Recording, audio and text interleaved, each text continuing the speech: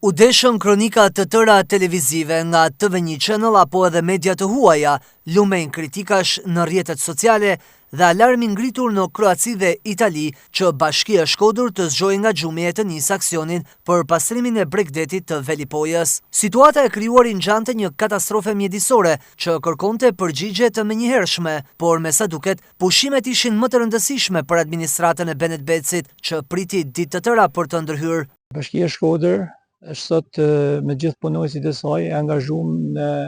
një aksion masiv për pastrimin e gjithë sipërfaqes të rrës në plazhin e Velipojës. Me përgjegjësi të kryetarit të bashkisë, zotit Benetbeci, sot gjithë strukturat po angazhohen me mjetet e tyre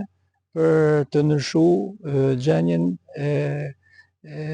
pastërtisë në plazhin e Velipojës. Një aksion faktikisht i mirëmenduar sot, duke përfshirë një numër të konsiderueshëm punojësish dhe mjetësh, pasi gjatë gjithë kësaj kohe është njekur me shqetësim situata e krijuar nga depozitimi i këtyre metjeve